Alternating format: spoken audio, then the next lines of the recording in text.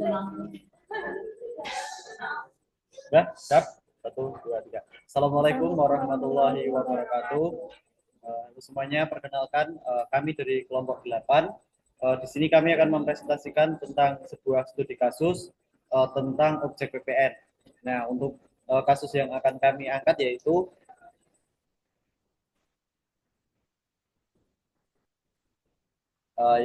judulnya sengketa atas pemberian cuma-cuma sebagai objek PPN. Nah, sebelum itu kita perkenalan terlebih dahulu. Sebelumnya perkenalkan, namaku Raul Fajar Sofiantoro dengan NIM akhir 132. Saya Mada Felisa dengan NIM terakhir 126. Saya Ustaz Lisa Widyadana dengan 3 NIM terakhir 111.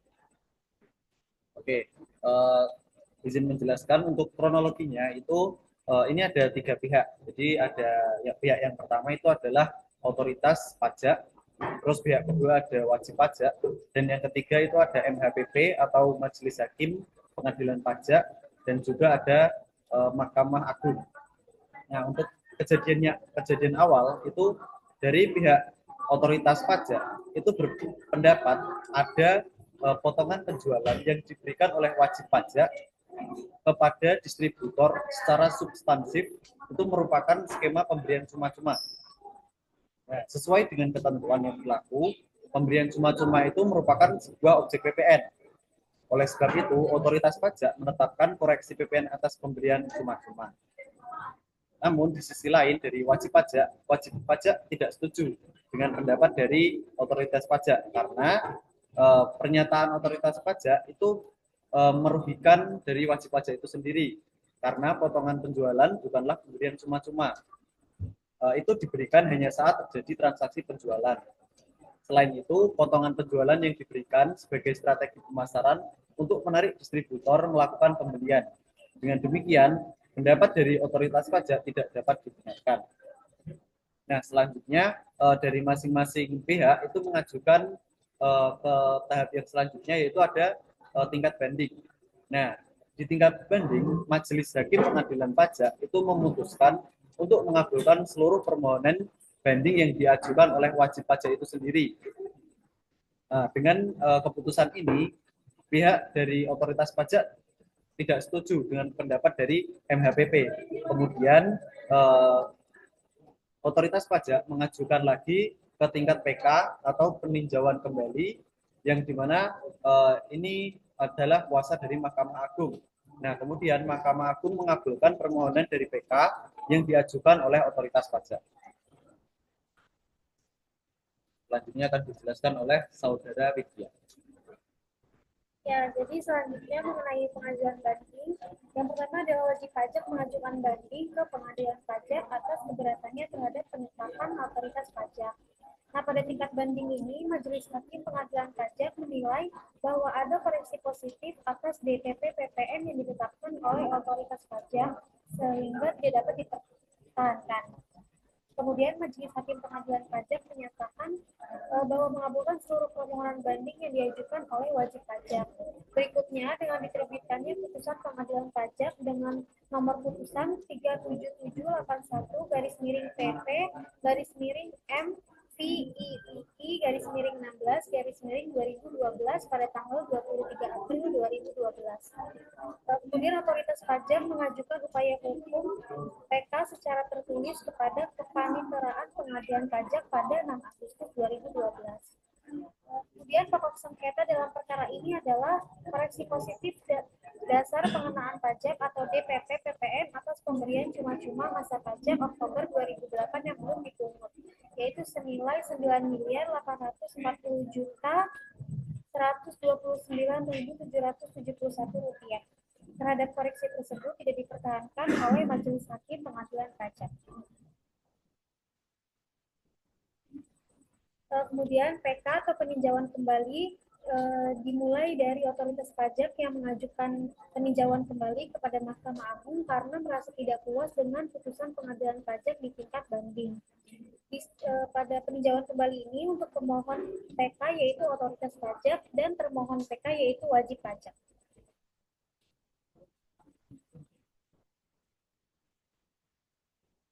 Oke, eh, dari pihak PK atau pemohon PK itu adalah otoritas pajak.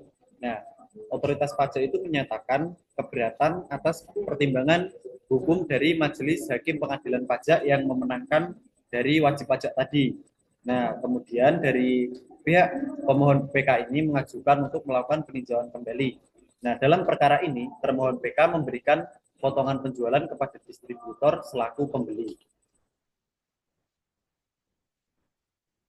Nah, pendapat yang pertama itu potongan harga itu dari pihak pemohon atau otoritas pajak itu menyatakan bahwa potongan harga itu sama dengan pemberian cuma-cuma.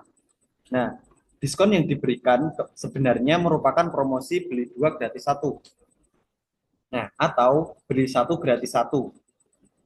Nah, hal ini tentunya bukan merupakan diskon murni. Substansi atau sebenarnya ini adalah barang yang diserahkan tanpa imbalan yang masuk ke kategori pemberian cuma-cuma. Kemudian pendapat selanjutnya, pemberian cuma-cuma itu sama dengan objek PPN.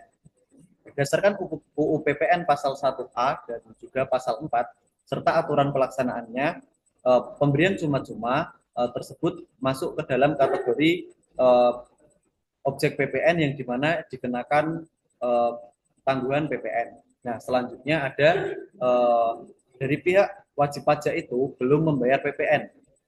Nah, dalam praktiknya ternyata termohon PK atau wajib pajak hanya memungut PPN atas harga setelah diskon tanpa menghitung PPN atas barang yang diberikan secara cuma-cuma tadi yang disebutkan bahwa seperti beli dua gratis satu atau beli satu gratis satu.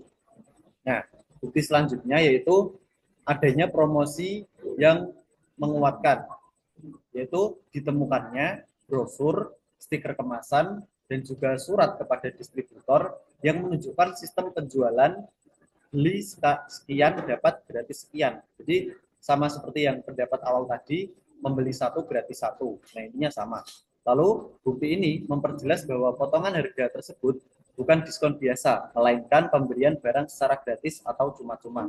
Yang tentunya ini dikenakan PPN.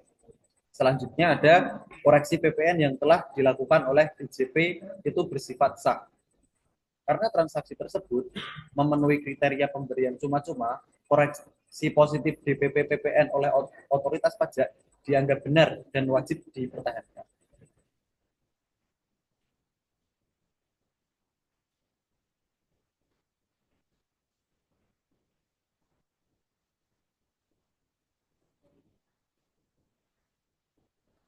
Kemudian pendapat termohon PK.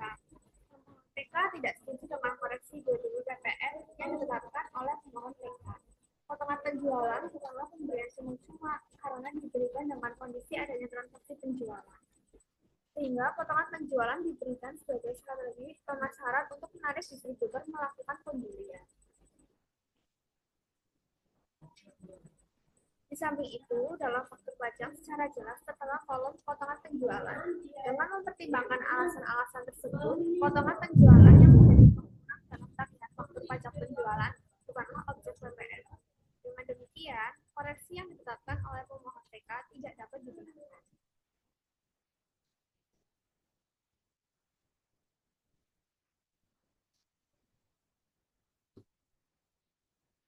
Kemudian Mahkamah Agung berpendapat terdapat cukup alasan untuk mengajukan permohonan PK yang diajukan oleh pemohon PK.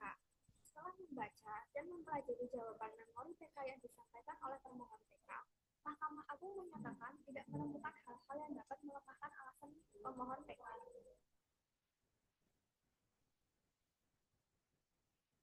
Selanjutnya untuk putusan Mahkamah Agung, berdasarkan pada pertimbangan tersebut, Mahkamah Agung menilai bahwa permohonan pemohon PK cukup berdasar dan patut untuk dikabulkan.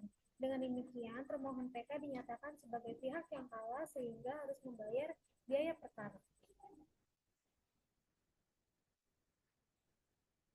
Oke, jadi kesimpulan dari kasus yang kami ambil itu ada tiga pokok permasalahan, yaitu yang pertama dari pihak wajib pajak itu tidak setuju dengan pendapat yang dikeluarkan oleh otoritas pajak bahwa barang yang dia perdagangkan itu merupakan skema beli satu gratis satu.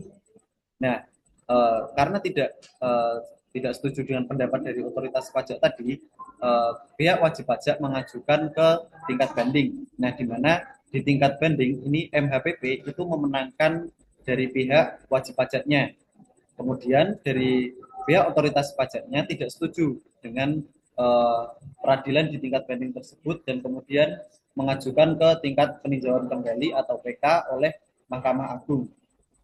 Karena pendapatnya dari otoritas pajak ini sangat kuat dan sangat jelas, dari pihak Mahkamah Agung itu memenangkan dari otoritas pajak, sehingga yang terkena denda dan juga membayar kesalahan yaitu dari pihak wajib pajaknya. Untuk sumber yang kami ambil itu dari ddtc.co.id. Sekian presentasi dari kami. Kurang lebihnya kami mohon maaf. Kami akhiri. Wassalamualaikum warahmatullahi wabarakatuh.